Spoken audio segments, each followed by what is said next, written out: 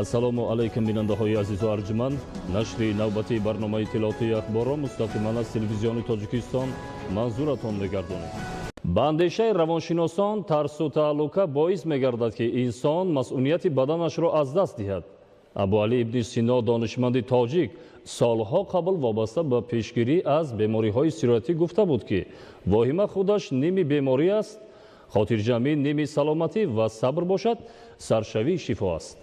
аз ин рӯ равоншиносон тавсия медиҳанд аз рӯи имкон шахс бояд ҳар рӯз ба варзиш машғул шаваду дар ҳавои тоза 15-20 дақиқа сайру гашт карда пеш аз хоб ҳавои хонаро тоза созад.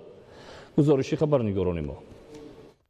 олим файласуф ва табиби ҳозиқи миллати тоҷик Абуалӣ ибни Сино солҳои қабл вобаста ба пешгирӣ аз бемориҳои сироятӣ гуфта буд ки воҳима худаш ними беморӣ аст, хотирҷамъӣ ними саломатӣ ва сабр бошад саршавии шифо аст. ба андешаи равоншиносон тарс яке аз бахшҳои равонии инсон буда эҳсосоте мебошад ки инсон бе он вуҷуд надорад. тарс меъёрҳои худро дорад. агар рисолати тарс эмин нигоҳ доштан аз хатар бошад, рисолати дигари он посбонии бадан аз ҳолатҳое ки одам ба воҳима гирифтор мешавад аст. аз ин рӯ воҳима ва тарси аз ҳад зиёд боис мегардад ки инсон қобилияти масъулияти худро аз даст диҳад ва дар назди ҳар гуна беморӣ оҷизу нотавон гардад. вазифаи тарс ҳамин қадар аст ва ин ақли мо аст. агар ки мо худамонро ба даст бигирем, ҳангоме ки изтироби шадид пеш омад, аввалин коре ки мо бояд бикунем, биравем дасту рӯямонро бо оби хунук бишӯем. ягон кор кунед, ҳаракат кунед, бишинед, бихезед, ман намедонам, ягон амал кунед ки тарс дар ҷисматон нашинад. باید در جسم آدم میتواند خانه کند و بعد شما برآوردنتان مشکل میشه. رسالت ترس چی است؟ اگر که ما مانند کنیم با عملهای افراطگرایی و دهشت افکنی، میترسانند که ما رو اداره کنند و ترس هم میخواهد که راهبر باشد، سرور باشد و ما رو اداره کنند، ولی اداره کننده انسان عقلش است، ترسش نیست. یعنی ما امکان ندهیم که با ترس که او جای عقل رو بگیرد، عقل رو فلج کند و ما رو با صد مشکل دیگر گرفتار کنند. باز هم برمیگردیم، من در همه صحبت‌ها میگم که انتخاب از ماست. اگر من ترسیدم، با بخونم خودم آرام میکنم، یگان داروی دیگر مینوشم که دورم اگر در دور خانگی ترسم، چون همین ویروس سرایت کننده است. اگر من آرام باشم، من چند نفر دیگه آرام کرده میتونم. اگر من آرام نباشم، نمیتونم آرام کرده. یعنی حاضر زمانی است که ما عقل رو فعال کرده نشود بگیریم، از ترس نترسیم. равоншиносон маслиҳат медиҳанд ки шаҳрвандон бояд аз бемории сироятии коронавируси нави COVID-19 ба ҳар гуна воҳимаву тарсу ҳарос дода нашуда, танҳо худро эҳтиёт карда тибқи тавсияи табибон ба қоидаҳои гигиенаи шахсӣ риоя намоянд. ду эҳсосоте аст ки инсон аслан бе он вуҷуд надорад ва он як қувваи баранда ҳастанд. яке муҳаббат, мо бе муҳаббат зинда нестем. дигаре тарс ки моро аз хатарҳо эмин медорад. ولی ترس نظر به محبت یک تفاوت دیگری دارد. محبت معیار ندارد. چقدر دوست دارید همون قدر بیشتر است، همون قدر بهتر است. ولی ترس معیارهای خودش را دارد. رسالت ترس اگر امین کردن داشتن از خطر باشد، یعنی پاسبان است ترس. ولی در حالتی که آدم به واهمه گرفتار میشد، این پاسبان جایش را عوض میکند و سرور میشد. پاسبان نمیتواند سرور باشد، پاسبان نمیتواند مسئولیت عقل ما رو به ذمه گیرد. و وقتی که ما با واهمه گرفتار میشیم، عقل فلج میشه. عقل بعضا چند ثانیه، بعضا چند ساعت لایقت تحلیل کردنش را از دست میدهد. ба андешаи табибону равоншиносон шаҳрвандонро зарур аст ки ба варзиш машғул шаванду ғизои солим истеъмол намоянд. дар ин сурат агар ба бемории сироятӣ гирифтор шаванд ҳам ба осонӣ ин беморӣ паси сар мегардад. محمد موینزاده، حفیظالله سعدالله، الهامیدین کریم، اخبار. هر نفر پیش از همه باید به سالمی خود و نزدیکانش اهمیت جدی دهد، چون اندک بی‌اعتنایی نسبت به سالمی میتواند به بیماری‌های تبابت نشونده برده رساند. امروزها بیماری سیرایتی کرونا جامعه جهان را به تشویش آورده است و برای پیشگیری و برطرف نمودن آن کشورهای عالم در مبارزه میباشند. در جمهوری تاجیکستان نیز کارهای پیشگیری کننده در سطح ضروری به راه مانده شده است. گزارشی خبرنگاران ما. мақомоти иҷроияи ҳукумати давлатии шаҳри душанбе бо мақсади ҳифзи тандурустии сокинони пойтахт аз бемориҳои сироятӣ ва муолиҷаи мубталоёни он тадбирҳои заруриву фавриро амалӣ намуда истодааст.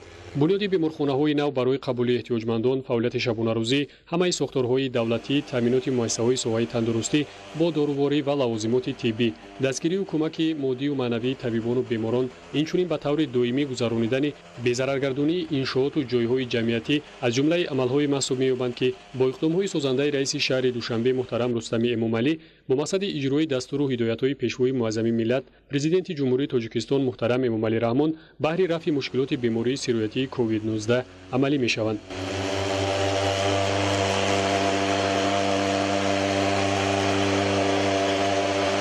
дар ин замина покорию безараргардонии сартосарии пойтахт аз ҷумла бинову иншооти таъиноти маъмурию манзилӣ, истгоҳҳо ва нақлиёти ҷамъиятӣ, майдончаҳои варзишӣ, боғҳои фарҳангу фароғатӣ, шабонарӯзӣ идома дода шуда истоданд. дар идомаи корҳои вобаста ба пешгирии бемориҳои сироятӣ миёни аҳолӣ ин навбат дар асоси дастуру супоришҳои раиси шаҳри душанбе муҳтарам рустами эмомалӣ мутахассисони корхонаҳои марбутаи соҳавӣ дар як қадор иншооти таъиноти соҳаи тандурустии шаҳри душанбе аз ҷумла дар беморхонаи муваққатӣ, дар заминаи муассисаи давлатии маркази ҷумҳуриявӣ, тайёрии олимпии дастаҳои мунтахаби кумитаи ҷавонон ва варзиши назди ҳукумати ҷумҳурии тоҷикистон таъсис ёфта, инчунин дар хобгоҳи нави донишгоҳи миллии тоҷикистон, гимназияи ҳарбӣ ба номи ворисони кӯруши кабири қушунҳои сарҳадии кумитаи давлатии амниятии миллӣ, беморхонаи сайёр воқеъ дар варзишгоҳи бофанда ва дар коллеҷи ҷумҳуриявии тиббӣ дар ноҳияи Сино ки ҳамагӣ бо инобати хуруҷи бемории нави сироятии COVID-19 барои қабули мубталоёни бемориҳои сироятӣ омодаву пешбинӣ гардидаанд, тадбирҳои покорию безараргардониро анҷом доданд.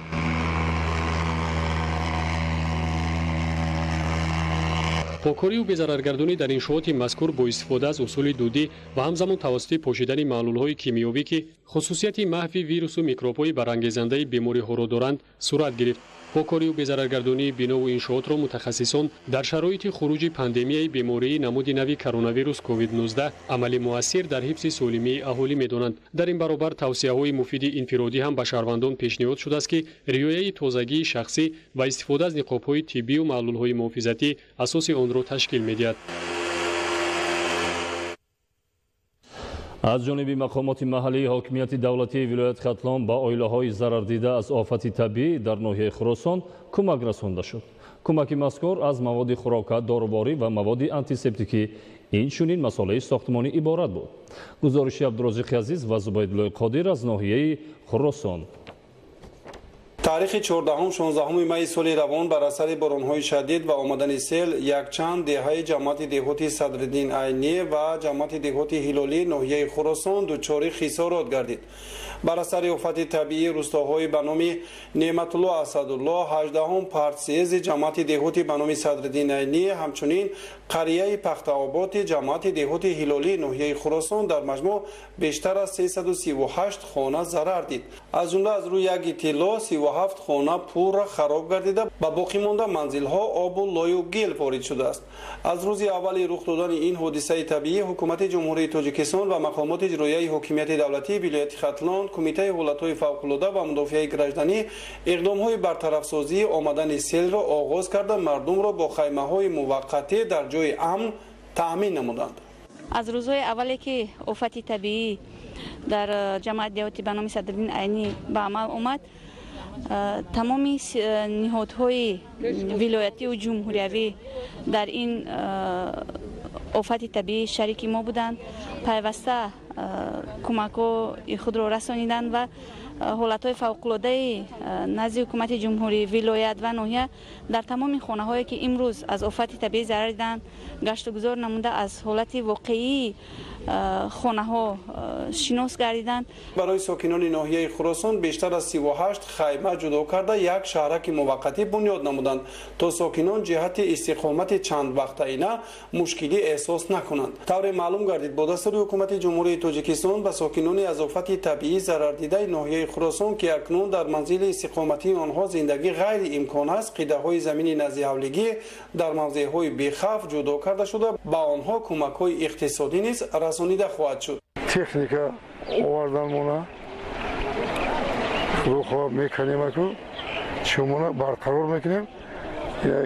хаймаҳое ки шумо дида истодед ҳамеша барқарор кардан аз ҷониби ҳукуматдорон бо кӯмак шидестай. аз номи ҳукумати ҷумҳурии тоҷикистон ва мақомоти иҷроии ҳокимияти давлатии вилояти хатлон ба 300 хонаводаи осебдида аз офати табиӣ дар ноҳияи хӯросон маводҳои ғизоӣ ҳамчун кӯмак расонида шуд ва ҳамзамон маводҳои антисептикӣ, дастпӯшакҳо, айнак, ниқоб, маҳлулҳои антисептикӣ, скафандр ва дигар маҳсулоте ки барои расонидани хизматҳои тиббӣ лозим ҳаст ба оилаҳои осебдида имрӯз дастрас карда шуд. ҳамзамон аз ҷониби мақомоти иҷроии ҳокимияти давлатии вилояти хатлон барои пешбурди корҳои безараргардонӣ ва барқарорсозии зарарҳои офати табиӣ 4 тонна маводи сӯзишворӣ дастрас карда шуд. намудагони мақомоти маҳаллӣ иттилоъ доданд ки боришоти аз ҳад зиёд дар болокӯҳҳои ноҳияи хӯросон ҳавзҳои калонро ба вуҷуд оварда баъди рахнашавӣ ба поёни кӯҳ ки он ҷо 2600 гектар заминҳои хоҷагиҳои деҳқонӣ ва деҳоти зисти мардум маҳсуб меёфт ворид гардид. бар асари офат мутаассифона як талафоти ҷонӣ низ ба қайд гирифтанд. қисме аз роҳҳои маҳаллӣ низ дар деҳаи пахтаобод дучори хисорот шуд. корҳои бартарафсозии оқубатҳои офати табиӣ ба таври шабонарӯзӣ ҷараён дошта бо дастури хоси ҳукумати ҷумҳурии тоҷикистон сокинони осебдида дар макони амну беҳтар зиндагӣ доранд.